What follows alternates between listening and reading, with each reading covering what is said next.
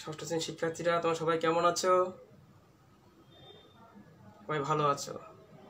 তারপরেও করোনা ভাইরাসের কারণে দীর্ঘদিন শিক্ষা প্রতিষ্ঠান বন্ধ, অনেকেই ঘরে বসে থেকে পড়াশোনায় মনোযোগ হারিয়ে ফেলছো। তো যা হোক, আজ সারা বাংলাদেশ ব্যাপী সকল শিক্ষা প্রতিষ্ঠানে অনলাইন ক্লাস চালু হয়ে গেছে। এখন তোমাদের আর কোনো চিন্তা নেই, তোমরা ইচ্ছে করলে ঘরে বসে থেকেই সকল বিষয় এভাবে অনলাইনের মাধ্যমে ক্লাসগুলো করতে পারবা। তো আমি তোমাদের আব্দুর রহিম স্যার, তোমাদের সকলের দোয়া আমি খুব ভালো আছি। তো আজকে ষষ্ঠ শ্রেণীর গণিত বইয়ের অধ্যায় 5 সরল সমীকরণ এই অধ্যায় নিয়ে আজকে আলোচনা হবে। তোমরা প্রত্যেকেই খাতা কলম নিয়ে রেডি থাকো। তো এই অধ্যায়ের নাম হচ্ছে সরল সমীকরণ। সুতরাং এই অধ্যায়ের শুরুতেই তোমাকে জানতে হবে যে সমীকরণ আসলে কি, এরপর জানতে হবে সরল সমীকরণ কি। আমরা প্রথমে জানবো সমীকরণ কি। আমি লিখতেছি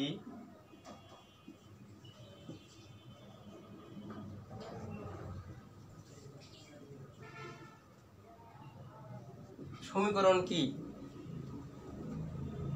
এটা আগে জানতে হবে যে সমীকরণ হচ্ছে সমান চিহ্ন সংবলিত গাণিতিক খোলা বাক্যকেই সমীকরণ বলে। আমি লিখতেছি, দেখো, সমান চিহ্ন সংবলিত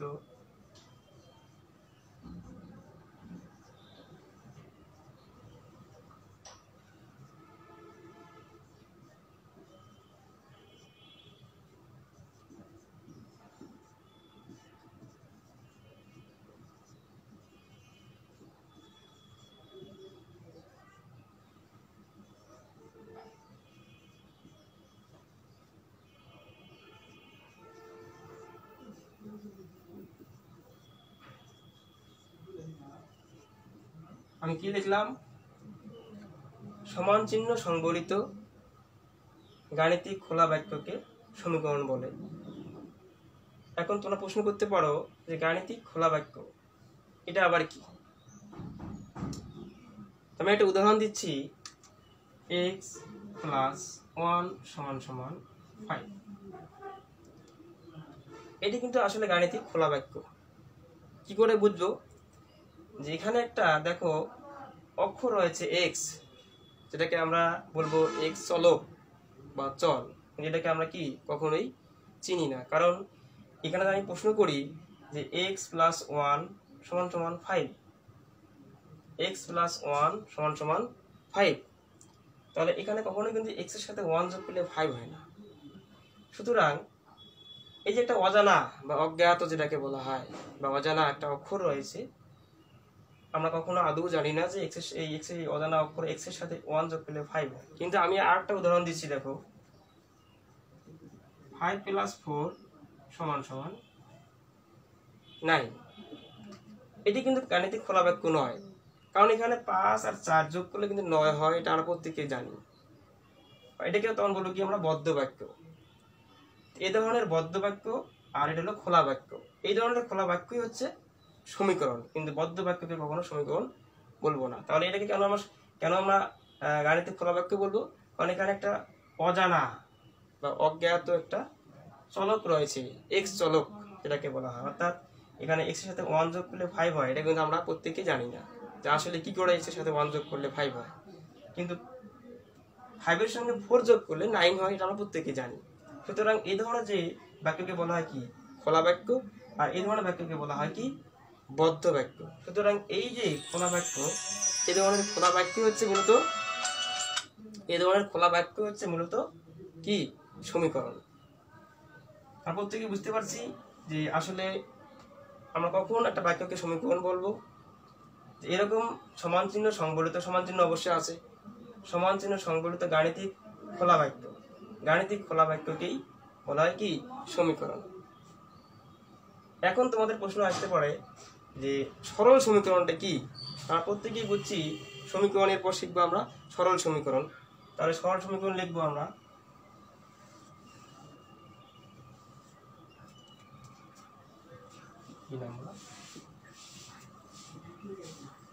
সরল সমীকরণ কি।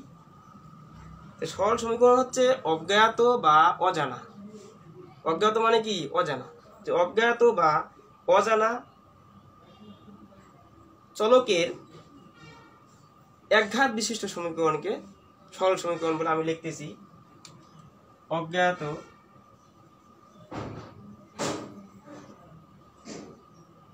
বা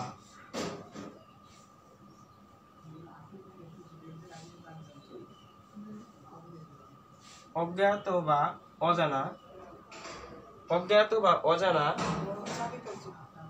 রাশির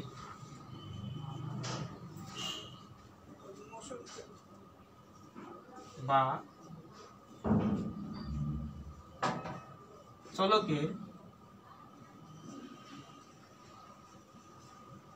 একঘাত বিশিষ্ট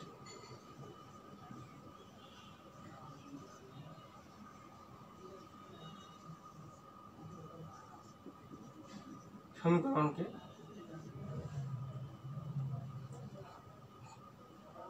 সরল সমীকরণ।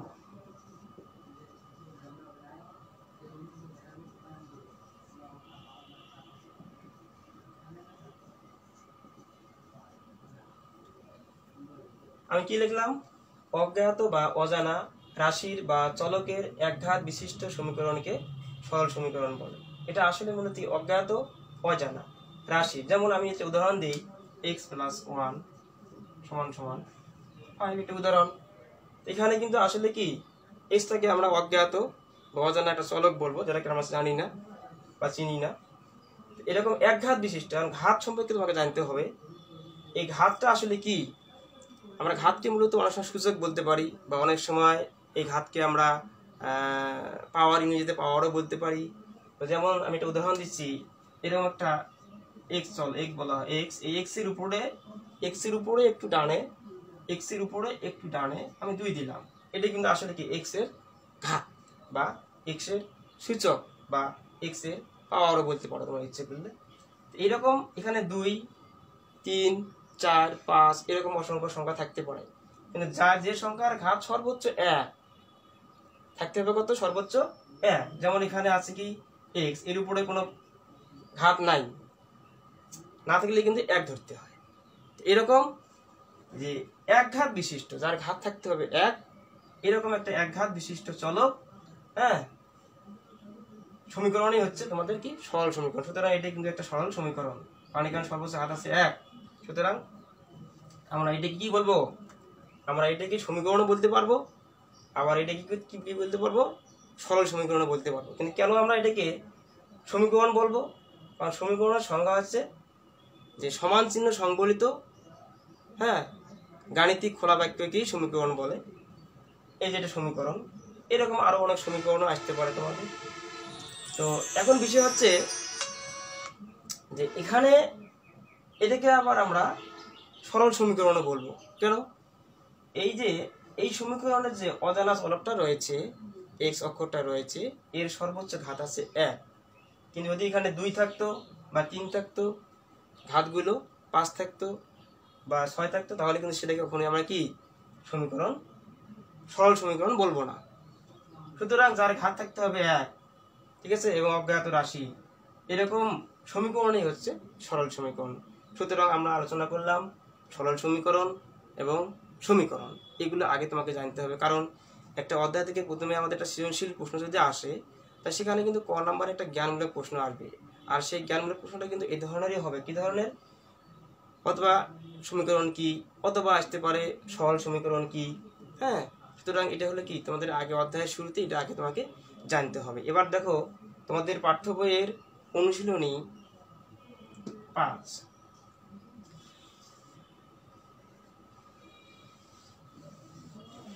প্রত্যেক খাতা কলম বই বাই করো।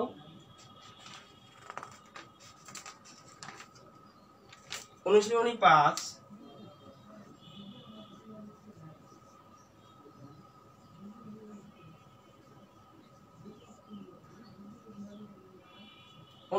5, একটা অঙ্ক দেখো আছে 12 নম্বর অঙ্ক। অঙ্কটা আছে x + 4 = 13। এই অঙ্কটা কি করতে বলছে? যে সমাধান করো। তাই সমাধান করতে গেলে তো কি করতে হবে, যে এই যে অঙ্কটা আছে এখানে আমাদের কি দেখো একটা অজানা অজ্ঞাত চলক রয়েছে যাকে আমরা এক্স চলক বলবো, আবার সমান সমান চিহ্ন রয়েছে, তাই না? তো এখানে আমরা কিন্তু আদৌ জানি না যে x প্লাস 4 সমান সমান 13। এটা কি আসলে হয় x প্লাস 4 সমান সমান 13? এটা কিন্তু আসলেই আমরা প্রত্যেকেই জানি না। কিন্তু আমরা এখন এই এক্সটাকে নির্ণয় করব, এটাকে চলক বলা হয়। আর এই চলকটা অবশ্যই সবসময় কি সমান সমানের বামেই থাকতে হবে। এখন সমান সমানের বাম এবং ডান এখানে একটা বিষয় আছে, এই যে সমান সমানের বামের কোনো অংশকে যদি ডানে নিয়ে যাও তাহলে কিন্তু কি হবে, চিহ্নের পরিবর্তন হবে। আবার ডানের কোনো সংখ্যাকে যদি বামে নিয়ে আসো সেখানে কি হবে, চিহ্নের পরিবর্তন হবে। যেমন এখানে কি আছে +4, তো এই +4 কিন্তু কোথায় আছে, সমান সমানের বামে রয়েছে। যদি এটাকে আমরা ডানে নিয়ে যাই কি হবে, -4 হবে। দেখো x সমান সমান 13 -4। এর আগে দেখো এই 4টা কিন্তু কোথায় ছিল, সমান সমানের বামে ছিল, এখন কোথায় আসছে, ডানে, যার ফলে +4টা -4 হয়ে গেছে। তো এখন এখানে আমাদের মূলত কি 13 - 4, অতএব x সমান সমান বিয়োগ করলে কত হবে, 9 হয়ে যাবে। এটা হচ্ছে কি x এর একটা মান। এখন দেখো তোমরা এই যে 9, যদি x এর মান 9 হয় তাহলে 9 + 4 13 হয়ে গেল। এটা হচ্ছে কি সমাধান। কি লিখবা, সলভ। এখন এই সমাধানটা আসলে সঠিক হয়েছে না ভুল হয়েছে, এটা ইচ্ছে করলে তোমরা কি করতে পারবা, নিজেরাই পরীক্ষা করে দেখতে পারবা যে আমার এই সমাধানটা সঠিক হয়েছে না ভুল হয়েছে। এর জন্য কি এই পরীক্ষাটা হচ্ছে শুদ্ধি পরীক্ষা, এবং এগুলোতে কি অবশ্যই শুদ্ধি পরীক্ষা দেখাইতে হবে। তো এবার দেখবো আমরা কি করে শুদ্ধি পরীক্ষা করা হয়, এবং সেই শুদ্ধি পরীক্ষার মাধ্যমে জানতে পারবো যে এই অঙ্কটা আসলে আমাদের সঠিক হয়েছে না ভুল হয়েছে। শুদ্ধি পরীক্ষা।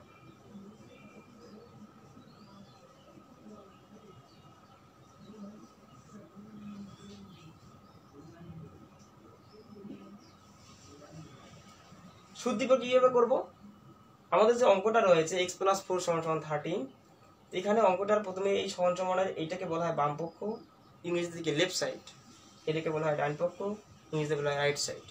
যেহেতু আমার চলকটা রয়েছে লেফট সাইডে, সুতরাং এখানে এই চলকটা লেফট সাইডটা আমরা ধরবো। এবার লেফট সাইড x + 4, উপরে কিন্তু এই চলক, এই x চলকের মানটা বের করা আছে, কত, 9 বের করা আছে। সুতরাং এখানে এখন x এর মান 9 বসাই দেব। 9 + 4 কত হচ্ছে, যোগ করলে 13 হয়ে গেছে। তার মানে কি আমরা লেফট সাইড লিখে সেখানে চলকের মান বসাই দেওয়ার পর যোগ করে দেখলাম রাইট সাইড চলে আসছে। এইভাবে লেফট সাইড লেখার পরে সেখানে x চলকের মান বসাই দেওয়ার পরে রাইট সাইড চলে আসে, তার মানে নিশ্চিত হয়ে গেলে কি যে অঙ্কটা আমার সঠিক হয়েছে। তার মানে কি এটা রাইট সাইড, অঙ্কটা সঠিক হয়েছে। এভাবে দেখো, তাহলে তো প্রত্যেকে বুঝতে পারছো তো। আমি আবার আলোচনা করতেছি। দেখো এটা অঙ্ক, এখানে তোমাদের চলক যা আছে এই চলকের মানটাই বের করতে হবে। এই x চলকের মানটা বের করা হচ্ছে এর সমাধান। তা প্রথমে আমরা কি করব, এই +4টা কোথায় আছে, সমান সমানে বামে রয়েছে কিন্তু প্লাস চিহ্ন যুক্ত, এটাকে যদি ডানে পাঠিয়ে দেই তাহলে -4 হয়ে যাবে, চিহ্নগুলো পরিবর্তন হয়ে যাবে। ওই একইভাবে যদি আমরা ডানের কোনো সংখ্যাকে বামে নিয়ে আসি সেখানে কি হবে, মাইনাস থাকলে প্লাস হবে, প্লাস থাকলে মাইনাস হয়ে যাবে। আবার বাম থেকে যদি ডানে নিয়ে যাই এরকম প্লাস সংখ্যা থাকলে মাইনাস হবে, মাইনাস থাকলে প্লাস হয়ে যাবে। একইভাবে +4টাকে আবার সমান সমানে কোথায় পাঠিয়ে দিছি, ডানে পাঠিয়ে দিছি, তাহলে কি হয়ে গেছে, -4 হয়ে গেছে। তাহলে এখন 13 - 4 9 হয়ে গেল। এটা হচ্ছে x এর মান। এটাই হলো কি এই অঙ্কের একটা সমাধান, সলভ। এরপরে কি অঙ্কটা আসলে সঠিক কিনা, সঠিক হয়েছে কিনা, এই পরীক্ষার নাম হচ্ছে কি শুদ্ধি পরীক্ষা। আমরা শুদ্ধি পরীক্ষার মাধ্যমে বুঝতে পারবো অঙ্কটা আমার সঠিক হয়েছে না ভুল হয়েছে। দেখো শুদ্ধি পরীক্ষা, তাহলে এখানে অঙ্কটার বাম পক্ষে আছে কি x + 4 আর ডান পক্ষে আছে কি 13। যেহেতু x এর বাম পক্ষে রয়েছে, বাম পক্ষে কি ইংরেজিতে বলা হয় লেফট সাইড, সুতরাং লেফট সাইডে কি লিখলাম, x + 4। এখানে x এর মান হচ্ছে কত, 9, x এর মান কত আছে 9, 9 বসাই দিলাম, 9 + 4 13 চলে আসছে, রাইট সাইড চলে আসছে আমাদের। সুতরাং অঙ্কটা কি হয়েছে, আমাদের সঠিক হয়েছে। তাহলে এরপর দেখো আরেকটা অঙ্ক আমরা করতেছি, তোমাদের পাঠ্য বইয়ের 18 নম্বর অঙ্ক। 2x প্লাস 1 সমান সমান 9। এখানে কিন্তু কি সমান সমানের বামে এবং ডানে কি আছে সংখ্যা রয়েছে। তো সুতরাং এখানে প্রথমে কি করব আমরা, এই যে প্লাস 1 যে আছে এই প্লাস 1টা কি করব আমরা ডানে পাঠিয়ে দেব। তাহলে বা অবশ্যই বা ব্যবহার করতে হবে। 2x সমান 9 প্লাস 1 গেলে মাইনাস 1 হয়ে গেল। তাহলে বা 2x সমান 9 মাইনাস 1 কত হয় 8। এখন দেখো আমরা কিন্তু এর আগে কি জানলাম, এই সমান সমানের বামের কোনো সংখ্যাকে যদি ডানে পাঠায় দেই অথবা ডানের সংখ্যা কিন্তু বামে নিয়ে আসি, তাহলে এগুলো কি হয়, চিহ্নগুলো পরিবর্তন হয়। কিরকম পরিবর্তন হয়, প্লাস সংখ্যা থাকলে মাইনাস হয়ে যায়, মাইনাস থাকলে প্লাস হয়ে যায়। কিন্তু এখানে কিন্তু কি 2 এবং x কি অবস্থা আছে, গুণ অবস্থা আছে। এবার গুণ থাকলে ভাগ হবে অটোমেটিক ভাবে, কিন্তু আমরা বলতে পারি কি ভাগ থাকলে গুণ, গুণ থাকলে ভাগ, ঠিক আছে, যোগ থাকলে বিয়োগ হয়, বিয়োগ থাকলে যোগ হয়। এখানে যেহেতু 2 এবং x কি অবস্থা আছে, গুণ অবস্থা আছে, যেহেতু আমরা চলকের মানটা বের করবো তাহলে 2টাকে ওদিক পাঠিয়ে দেবো। তাহলে যেহেতু এটা গুণ অবস্থায় আছে ওদিক গেলে কি হবে, ভাগ হয়ে যাবে। তাহলে বা x সমান সমান 8/2 কত হচ্ছে, x সমান সমান কাটাকাটি করো 4 × 4 হয়ে যাচ্ছে। এটা হচ্ছে কি এই সমীকরণের একটা সমাধান। সলভ।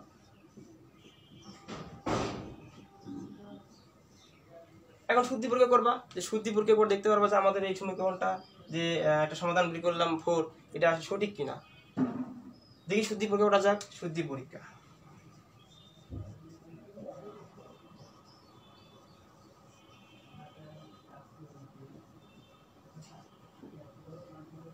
তাহলে আমাদের যে সমীকরণটা রয়েছে এই সমীকরণের বাম পক্ষে কি আছে, 2x প্লাস 1 লেফট সাইড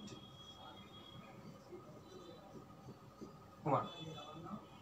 এখন এখানে যে x চলকটা আছে আমাদের কিন্তু এই x চলক কত বার করা আছে, 4 বার করা আছে। তাহলে 2 × 4 প্লাস 1, তাহলে এখানে 4 × 8 প্লাস 1 8 প্লাস 1 কত হচ্ছে, এখানে 9 হয়ে গেছে। দেখো লেফট সাইড করার পরে আমাদের রাইট সাইড চলে আসছে, রাইট সাইড কি আছে চলে আসছে। তো এইভাবে যখন আমরা লেফট সাইড করে রাইট সাইড চলে আসবে তখন নিশ্চিত হবো যে অঙ্কটা আমার সঠিক হয়েছে। এটা অবশ্যই শুদ্ধি পরীক্ষা এবং প্রত্যেক সমাধানেই অবশ্যই এই শুদ্ধি পরীক্ষাগুলো দেখা দিতে হবে। এটা সমান সমান রাইট সাইড। প্রত্যেকে বুঝতে পারছো? আমি আবার আলোচনা করতেছি। এই সমীকরণের আমরা জানি কি, যেহেতু এখানে একটা x চলক অজানা একটা অজ্ঞাত রাশি, এই চলকের মান বের করা হচ্ছে আমাদের এই অঙ্কের একটা উদ্দেশ্য। এর উদ্দেশ্য কি, আমরা কি আসলে কোথায় নিয়ে যাবো অঙ্কটাকে, আমাদের উদ্দেশ্যটা কি, উদ্দেশ্য হচ্ছে এখানে যে অজ্ঞাত বা অজানা একটা চলক রয়েছে তার একটা মান বের করা। তাহলে এখানে দেখো তোমাদের প্লাস 1 আছে, আমরা প্রথমে জানি যে সমান সমানের যেহেতু আমরা চলকের মান বের করবো, সমান সমানের বামে কি রয়েছে 2x প্লাস 1, আমরা এই প্লাস 1টা কি করব সমান সমানের ডানে পাঠিয়ে দেবো, প্লাস 1 হয়ে গেছে মাইনাস 1 হয়ে গেছে। 2x এবার 9 থেকে 1 মাইনাস করো 8 হয়ে গেছে। যেহেতু 2 এবং x গুণ অবস্থায় আছে আমরা জানি গুণ, আবার গুণ থাকলে সেটা কি হয়ে যাবে, ভাগ হয়ে যাবে। তাহলে x সমান কি হবে, এই যে 8 এর নিচে আসবে 2, এটা ডিভাইডেড হয়ে গেল, 4 × 2 = 8, x সমান 4 আসে গেল। অর্থাৎ x এর মান কত আসলো, অজ্ঞাত বা অজানা যে একটা x চলক আছে তার মানটা আসলে 4। এই অঙ্কটা আসলে সঠিক হয়েছে কিনা, এই যে একটা পরীক্ষা আছে এর নাম হলো শুদ্ধি পরীক্ষা। এটা কিভাবে করব, আমাদের সমীকরণটা রয়েছে যে এই সমীকরণের বাম পক্ষে কি আছে, 2x প্লাস 1, এখানে x চলকের মান বের করবে কত, 2 এর 2, এখানে ইনটু অবস্থা আছে কিন্তু গুণ, x এর মান 4 প্লাস 1, তাহলে এই 4 × 2 = 8 প্লাস 1 9, মানে রাইট সাইড চলে আসছে। রাইট সাইড চলে আসলে আমরা কি নিশ্চিত হলাম যে অঙ্কটা আমাদের সঠিক হয়েছে। তো এইভাবে তোমাদের পাঠ্য বইয়ের 12, 13, 14, 15 এগুলো সব করতে পারবে এখন এইভাবে তোমরা। তবে আরেকটা অঙ্ক আছে দেখো, তোমাদের 21 নম্বর অঙ্ক।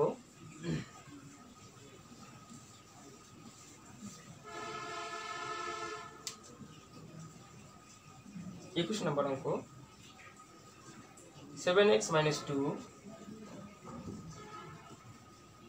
= x + 16। এই অঙ্কটা দেখো, যেহেতু আমাদের সমান সমানের বাম এবং ডান উভয় পক্ষে অজানা বা অজ্ঞাত একটা x চলক রয়েছে, এটা x চলক রয়েছে, সুতরাং আমরা জানি সকল চলককে বামে রাখতে হয়, সবসময় সকল চলককে বামে রাখতে হয়। যেহেতু এই চলকটা কোথায় ডানে আছে, এই চলকটা বামে নিয়ে আসতে হবে। আর তাহলে এই চলকের সামনে কি চিহ্ন আছে, এখানে কোনো চিহ্ন নাই, কি ধরতে হবে, প্লাস, সুতরাং এটাকে বামে নিয়ে আসলে মাইনাস হয়ে যাবে। 7x - x = এদিকে প্লাস 16 তো আছে, তাই না? এখন -2 ওদিক পাঠিয়ে দেবো, তাহলে -2 কোথায় আছে? বামে আছে। ডানে গেলে কি হবে? +2 হয়ে যাবে, +2 বা তাহলে 7x - x, তার মানে কি 7টা x থেকে একটা x মাইনাস করবো, কয়টা x হবে? 6টা x হয়ে যাবে, 6x। 16 আর 2 যোগ করলে কত হবে? 18 হবে। বা এখন দেখো, আগে আলোচনা করছিলাম যেহেতু 6 এবং x কি অবস্থা আছে? গুণ অবস্থা আছে। এখান থেকে যেহেতু আমাদের কি x চলক নির্ণয় করতে হবে, সংখ্যাটাকে বামে রাখতে হবে আর সংখ্যাটাকে ডানে পাঠিয়ে দিবে। যেহেতু আমরা কি x চলকটা কি অবস্থায় আছে? গুণ, সুতরাং সংখ্যাটা ওদিক গেলে ভাগ হয়ে যাবে। x = 18/6, 3 × 6 = 18, অতএব x = 6। এই তো আমাদের অঙ্ক হয়ে গেল। এখন প্রশ্ন হচ্ছে অঙ্কটা আমাদের কতটুকু হইলো কি হইলো না, এটা জানতে গেলে আমাদের কি করতে হবে? শুদ্ধি পরীক্ষা করতে হবে। শুদ্ধি পরীক্ষার মাধ্যমে দেখতে পারবো যে অঙ্কটা আসলে আমাদের সঠিক কিনা ভুল। তো শুদ্ধি পরীক্ষার জন্য আমাদের যেহেতু আমাদের সমীকরণটার উভয় পক্ষে যেহেতু চলক রয়েছে, এখানেও চলক রয়েছে, এখানেও চলক রয়েছে, এখন লেফট সাইড এবং রাইট সাইড উভয় পক্ষে আমাকে দেখতে হবে। লেফট সাইডে আমাদের কি আছে? 7x - 2। তাহলে এখানে 7x গুণ অবস্থা আছে, 7 × x চলকের মান কত রয়েছে? 3 বাইরেছে, -2, 3 × 7 = 21 - 2 কত হচ্ছে? 19 হচ্ছে। তো এখন যেহেতু আমাদের লেফট সাইডে আসলে 19, আমরা রাইট সাইডটাও করবো একইভাবে। রাইট সাইডে কি আছে দেখা যাক। রাইট সাইডে আছে x + 16, x কত আছে? 3 + 16 = 19। তাহলে বুঝতে পারলাম যেহেতু লেফট সাইড এবং রাইট সাইডের মান সমান আসছে, আমরা নিশ্চিত হলাম যে কি যে এটা অবশ্যই কি অঙ্কটা আমাদের সঠিক হয়েছে। অবশ্যই লিখতে হবে শুদ্ধি পরীক্ষা।